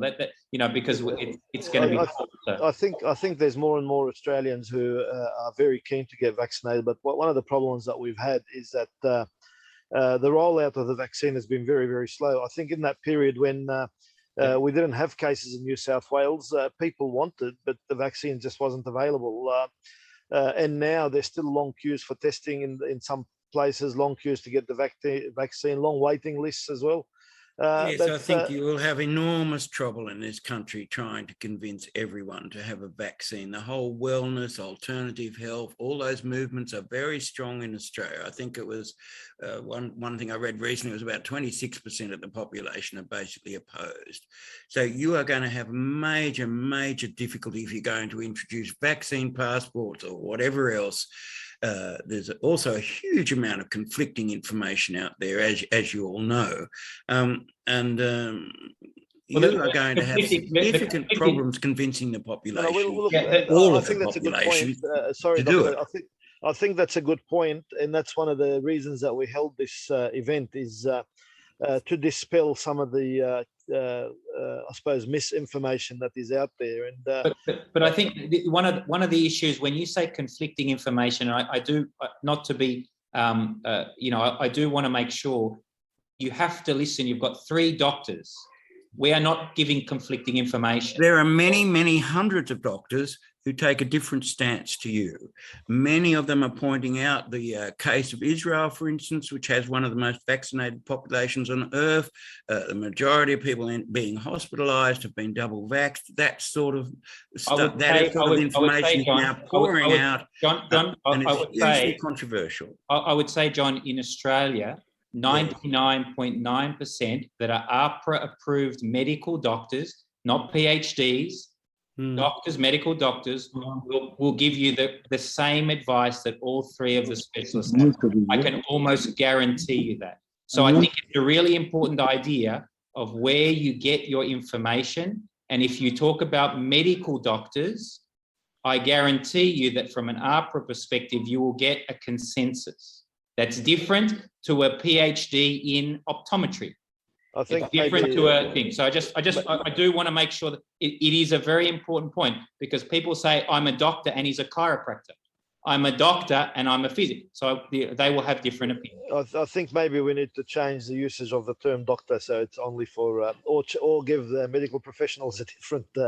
Anyway, I promise not to buy into the vaccine issue, but you will have a lot of problems in this country convincing 100% of the population to have a vaccine. I know from my own family who are very religious. They have religious objections to it. They're not going to get vaccinated. Now, there are lots of people like that. John, what the doctors have been saying in order to achieve herd immunity, I think, is 90% of the population. Now where does that figure come from? It's a guess, I suppose. It's. Yes. Hang on. 1 second. I can give you the medical information. Oh, okay. The herd immunity. Yes. Is from the history of vaccines. It's usually around 90 to 95%. That's not a number made up. Oh, that's good. If you can give us that information, Dr. Ashraf, we can put it on our Facebook, and I'll pass it on to John as well, or I'll pass you John's email after.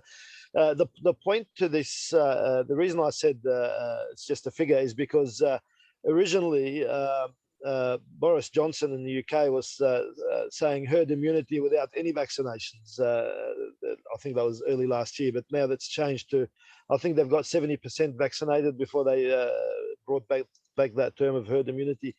Look, the whole purpose of this is to make sure that people are informed, and the best way to make sure that people are informed is to make sure that we don't belittle the concerns of people. I think most people are afraid, and we can't turn them around by adding more fear to that fear, or by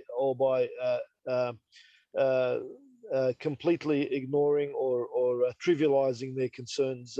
And this is one aspect that Imam Muhammad Trad, the next speaker, has dealt with in a paper a few weeks ago called The Coronavirus Conversation. And what it is that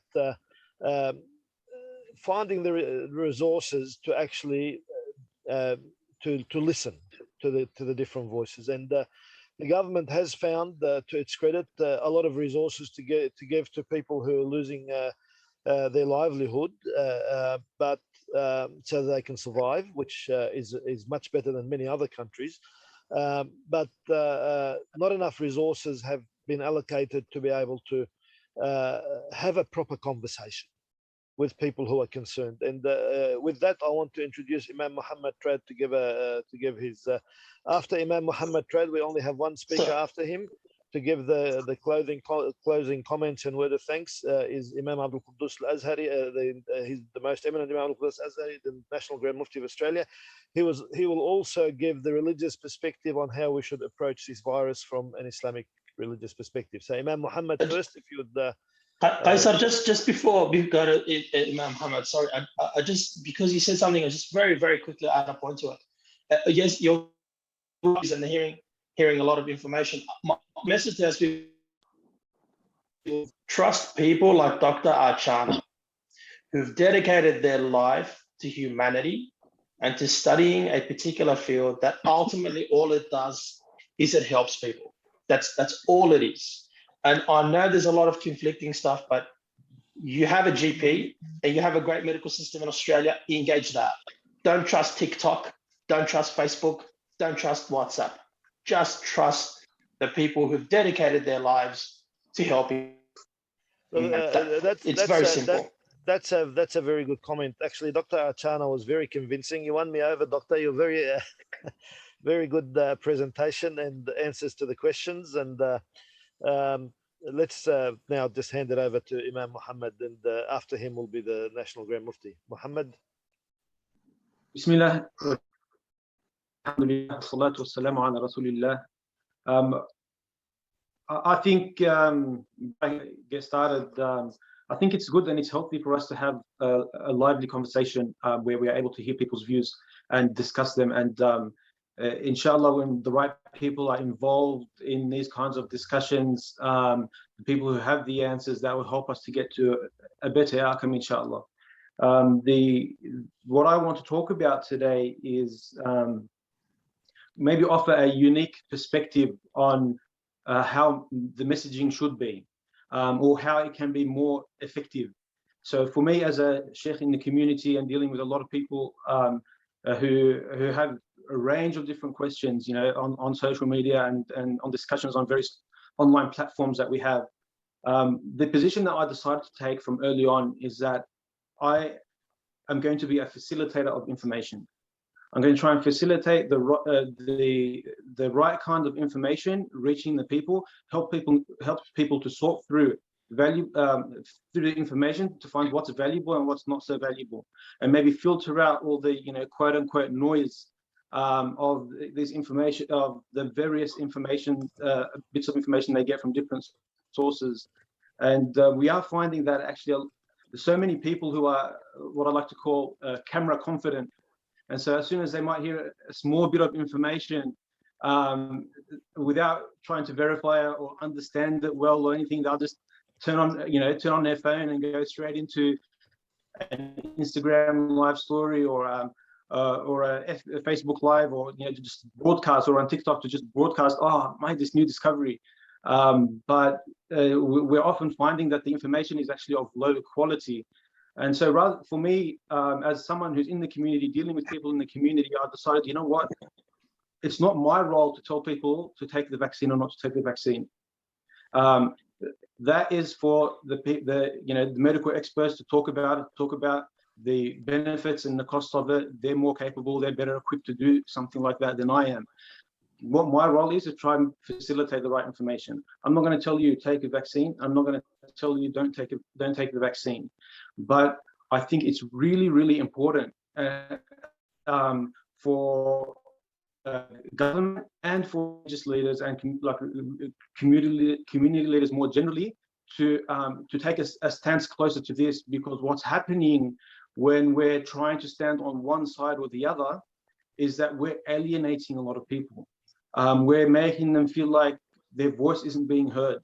And you know, I've been following some statistics. TTPN have a survey of people of vaccine hesitancy, and they found that the two most common reasons why people are vaccine hesitant in Australia are their concerns around the vaccine efficacy, and that's something that definitely medical practitioners, medical experts can address.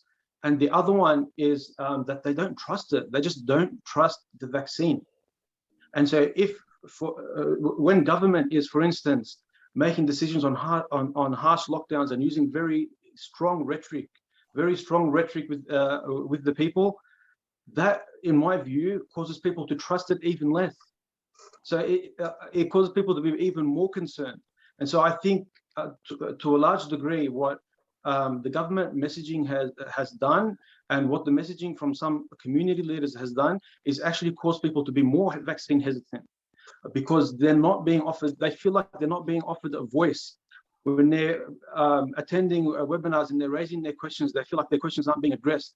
And when people are addressing them, they're using very heavy-handed, like a heavy-handed, stern approach with them, which isn't going to cause them to trust the vaccine more. You know, I'm talking about why people are saying that they're hesitant to take the vaccine. And I want to mention actually a hadith from the Prophet ﷺ. It's mentioned in Sahih al-Bukhari. And I'm going to stick to the English. I'm going to stick to the English translation of it. Inshallah, get the translation right. But then pay close attention to the wording that the Prophet ﷺ chose towards the end of this hadith. So the Prophet ﷺ is reported to have said that the likes of those who are holding firmly to the laws of Allah, who are complying with the laws of God, compared to the ones who are or transgressing those laws or those boundaries of God, are like a people who split between them different decks of a ship. So you got the upper deck of a ship and the lower deck of the ship. They try to randomly choose between each other who's going to take the top deck and who's going to take the lower deck. And although the Prophet is mentioning at the beginning like that this is a parable for people who follow the commands of God compared to people who transgress the commands of God, we can take this for any crisis or for any thing that's afflicting our society, where we need a lot of people to respond in a way that is going to be protecting people, it's going to be protecting everyone. And so the Prophet, he continues with this parable of the people on the ship. Some people had the upper deck and others had the lower deck. The people who were in the lower deck, whenever they needed water, they needed to cross up to the upper deck to get some water. And they thought to themselves after a time that, you know what, we keep bothering the people above us. We keep bothering the people above on the upper deck to go and get that water. And they said to them, the people on the upper deck, you know what we'll do is we'll just make a hole in the lower deck so that we can get direct access to the water. And then the Prophet ﷺ is telling us what the result of this is. So the people on the upper deck here, they're faced with a choice, right? So they said if they left them to their devices, he said if they left them to their devices, left them to do what they wanted, to break a hole in the ship, then they all would be destroyed. And then he said, وَإِذَا أَخَذُوا عَلَى أَيْدِيهِمْ. And I'll explain this phrase. So he said that if they do this, then they will be saved and they will all be saved. So I found really interesting the wording that the Prophet ﷺ chose in this hadith. أَخَذُوا عَلَى أَيْدِيهِمْ. What does أَخَذُوا عَلَى أَيْدِيهِمْ mean? It means they took them by the hand. It means we have this mentality where we try not to leave people behind. And what's happening with the people now, if we look back at those statistics that I mentioned, the reasons why people are vaccine hesitant, and again, I'm not here sitting to say to you, go and take the vaccine or don't take the vaccine, but people have concerns. And I think the right kind of people need to say, all right, let me hear your concerns. Let's hear what your concerns are. Let's sort out this information and let's give you a good way to treat information that comes your way. Because we can't stop people from receiving bad information. We can't stop that from happening. People have their phones, people have access to the internet. And even if government tries to do something like that, people will become more distrusting of the government as a result of it. And so I think the messaging people really need to consider changing that messaging in order for people to actually work their way through the process and understand, what am I going to do to protect myself? Because we're seeing it now in our community. I am sure almost every single person in our communities now knows somebody who has been afflicted by the virus and who has not just been afflicted, but is experiencing like pretty bad symptoms. I'm not going to say fatal symptoms, but pretty bad symptoms. I personally know people who were hospitalized because of the symptoms that they were facing from the virus. So we need people to work their way and work their minds through the situation they're in right now. And if they feel like they're just constantly being dismissed, then they're not going to get through that. And we want people to get through that. We want people to process the information and come out with a conclusion. Just yesterday, and I'll finish on this, inshallah. Just yesterday, I was speaking to someone over the phone, and I'd been speaking to him for a little while, like over the months and all that. And he was thanking me. He said, I appreciate the way that you spoke to me about this stuff. Like, you didn't dismiss my concerns or anything like that. And he was telling me how he came to the conclusion himself that it's best for him and it's best for his family if he got vaccinated. If I was like a lot of the other people, like community representatives in the community who just stood on one side and just dismissed his concerns, then he wouldn't have found that solution through me. And so I think we really need to consider what should our messaging be and how are we going to truly influence the people and really understand why people are vaccine hesitant. And of course, help people sort through the information. And I'll leave it there, inshallah. Thank you, Imam Muhammad Trad, for this important message. And this is really where it's about, that we can play a part in dispelling the myth and dealing with the misinformation. And I think this ties us back to the opening Quran recitation by Sheikh Hassan Zidan. He read from Surah Ar-Rahman, where it starts with Ar-Rahman, the most merciful, the most compassionate, which is one of the names and attributes of Allah, taught the Quran. And this is saying that the best way to teach is through understanding and compassion and showing that you care for the person. And the best way to spread a message would be to spread it through showing that you actually have the person's best interests at heart. And this is what the doctors on this panel have done, and I thank the doctors very much for that.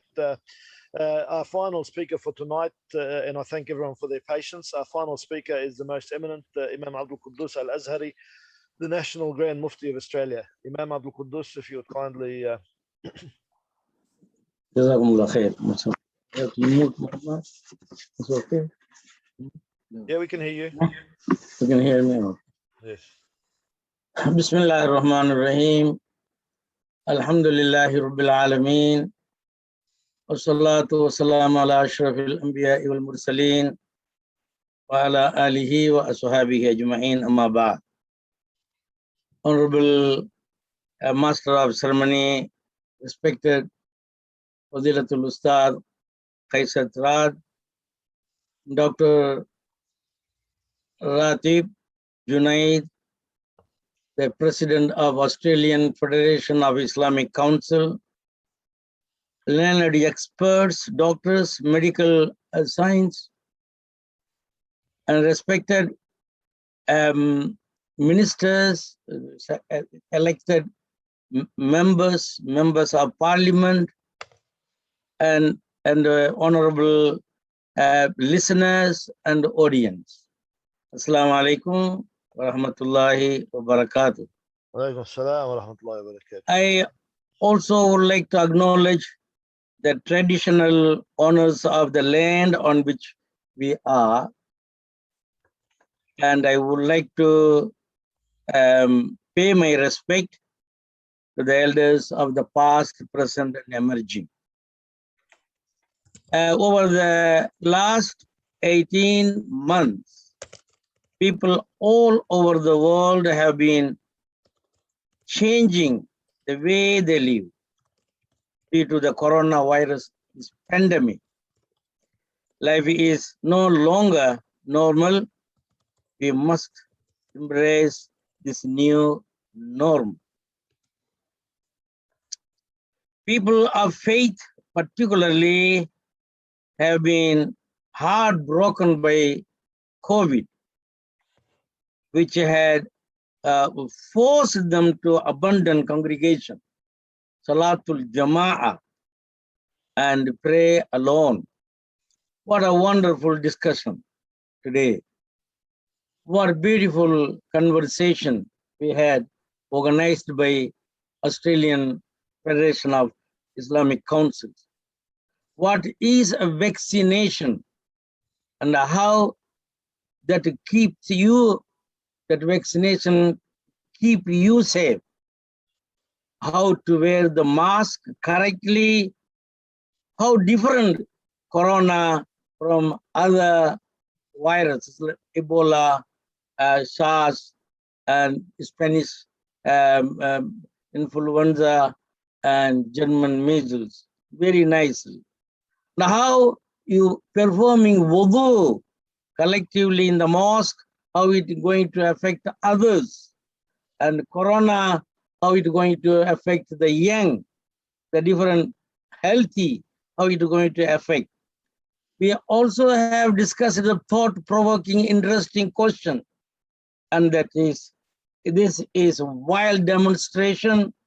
Where is the evidence coronavirus is the deadly pandemic, and this is restricted our traveling, and where is our freedom, and this is man-made virus, and how about the economy, 1 trillion debt is very interesting.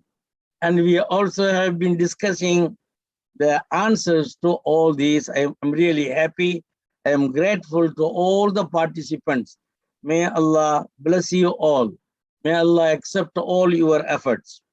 Now, in my capacity as the Grand Mufti of Australia, in the light of Quran and saying of Prophet Muhammad sallallahu alaihi wasallam, what is the implication of this virus on our life? I would like to very briefly elaborate this one here. It has been reported by Sayyidina Abdul Rahman ibn Auf radiyallahu anhu that Rasulullah sallallahu alaihi wasallam have said, if you hear of a plague in a land, do not go there. And if you have a plague in your land, do not leave from there. It is reported in Al-Bukhari. During the time of Sayyidina Umar, the second Khalifa, radiyallahu anhu, Umar Farooq, in the year of 21st Hijrah, Umar radiyallahu anhu asked Abu Ubaidah, the governor of Damascus, to come to Medina. At that time, there was a plague in Damascus. Abu Ubaidah did not leave Damascus due to that hadith. So, due to virus, he stayed there, he got infected, and he died. Umar Farooq, the Khalifa, then sent Mu'adh ibn Jabal as a governor, new governor, to Damascus. He also got infected from the virus and he died. Then the Khalifa, Umar Farooq, sent the third governor, Amr ibn al-As, and as soon as Governor Amr ibn al-As arrived in Damascus, he distanced himself and introduced a method of isolation. And he gathered the people and he addressed them in the following words. O people, this is a plague. Plague is like a fire. Once it is spread, it will spread like bushfire everywhere. O people, this plague, you need to protect yourself. You need to protect your other people. Keep yourself away from this fire. The people practiced the isolation and the plague was gone in 40 days. Master of ceremony, Ustad Kaiser Thread, learned doctors, learned speakers, and valuable listeners and audience. With this short introduction, I would like to mention very briefly some of the Quranic and prophetic implication regarding this topic. Al-Quran says, وَمَنْ أَحْيَاهَا فَكَأَنَّمَا أَحْيَا النَّاسَ جَمِيعًا. Whoever saved a life, one life, if he had saved the whole humanity. Al-Quran again says, وَمَنْ يُضْطَرَّ غَيْرَ بَاغٍ وَلَا عَادٍ فَلَا إِثْمَ عَلَيْهِ. As for the one who is forced by necessity without transgressing or returning, there is no sin upon him. It is again stated in the Quran, Ya ayyuhalladhina amanu ijtanibu kathiran min adh-dhann inna ba'd adh-dhanni ithmun. O you who believe, avoid suspicion. In some cases, suspicion is a sinful. Prophet Muhammad, peace be upon him, have said, لِكُلِّ دَاءٍ دَوَاءٍ. There is no affliction except that Allah has created a cure. Prophet Muhammad again said, أَقِلِ الْبَعِيرَ ثُمَّ تَوَكَّلْ عَلَى اللَّهِ. Tie your camel, then you rely upon Allah subhanahu wa ta'ala. According to Sharia, all matters are halal unless there is a clear prohibition for them. In the light of the above Quranic and prophetic statements, I would like to summarize the following important points for our listeners, for our audience. Number one, immunization falls under the category of medicine and therapy. We are commanded by Allah subhanahu wa ta'ala, the creator, our nourisher, our cherisher, our sustainer, and our prophet, Nabi Muhammad, to medicate when the need arises. To medicate, find the medicine for our illness. Therefore, vaccine is preventative and protective. In the case of a pandemic, a healthy person would be considered ill due to the increased illness of being afflicted. And then the community will have a need for treatment. Number two, if the vaccination did hypothetically contain ingredients that are not halal or impure, nevertheless, if their effectiveness has been confirmed to save the life, then that becomes permissible in Islam to use. Number three, suspicion and conspiracy theory. The Muslim community must not promote or disseminate unsupported conspiracy theories in relation to any matter, and must stick to proven facts. We Muslims must consider the matter of vaccination rationally. Once the medical professional consent to a vaccination program, we must advise that Muslim must follow the advice of the professionals. Number four, we always seek Allah subhanahu wa ta'ala pleasure, the Ridwanullah subhanahu wa ta'ala, in taking treatment with the intention, with the ikhlas, with the niyyah, with the sincerity that we are doing it to save lives and stop the transmission of disease and keep ourselves and the society safe. Yeah.